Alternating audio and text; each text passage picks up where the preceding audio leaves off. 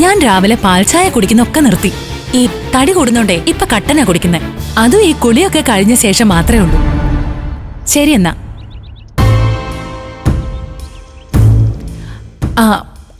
പിന്നെ സോനെ, വീട്ടുജോലിയുടെ കാര്യത്തിലേ നമുക്കൊരു time chart ഉണ്ടാക്കാം.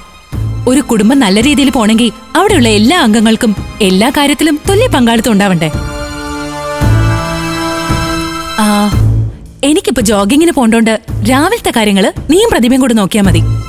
ലഞ്ചിന്റെ കാര്യങ്ങള് മൊത്തം ഞാൻ നോക്കിക്കോളാം.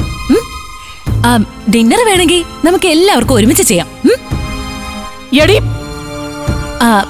അയ്യോ, അമ്മയ്ക്കിവിടെ ജോലി ഒന്നും ഉണ്ടാവില്ല.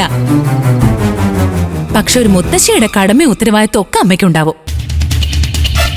പേരക്കുട്ടികളെ നോക്കുക, പിന്നെ ഈ കുഞ്ഞുങ്ങളെ സ്നേഹിച്ചും ലാളിച്ചൊക്കെ വളർത്തേണ്ടത് ഒരു കുടുംബത്തിലെ ഏറ്റവും മുതിർന്നവരുടെ കടമ മാത്രമല്ല, അതവരുടെ അവകാശം കൂടിയാ.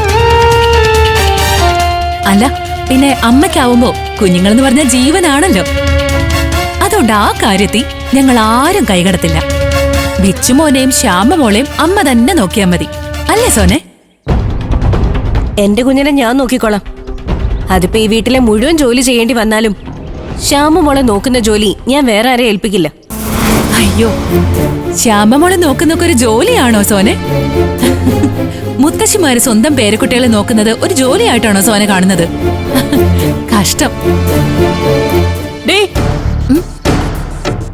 ആരാടി നിന്റെ മുത്തശ്ശി? എന്റെ പേരക്കുട്ടികൾ പോലും മുത്തശ്ശി എന്ന് വിളിക്കുന്നത് എനിക്ക് ഇഷ്ടമല്ല. വിച്ചുമോൻ എന്നെ അച്ഛമ്മയെന്നും ശ്യാമമോൾ എന്നെ അമ്മമ്മയെന്നാ വിളിക്കുന്നേ. അയ്യോ, ഞാനേ മുത്തശ്ശി എന്ന ആ സ്ഥാനത്തെ കുറിച്ച് മാത്രം പറഞ്ഞത്, അല്ലാതെ അമ്മ വൃദ്ധയായി പോയെന്ന അർത്ഥത്തിൽ പറഞ്ഞൊന്നുമല്ല. എന്തായാലും കൊള്ള ഏട്ടത്തി. ഏട്ടത്തി ഞങ്ങളൊക്കെ പ്രതീക്ഷിച്ചതിനേക്കാൾ കൂടുതൽ മാറി. രൂപത്തില് മാത്രമല്ല, ഭാവത്തില്.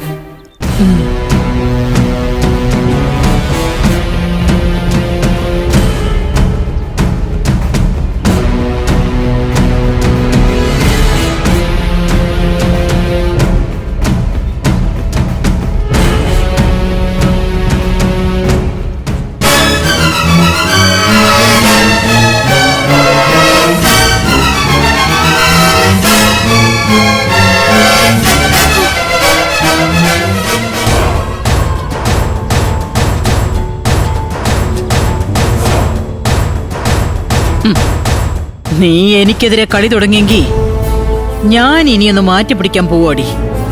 നമുക്ക് നോക്കാം ഇതെവിടെ ചെന്ന് നിൽക്കുമെന്ന്.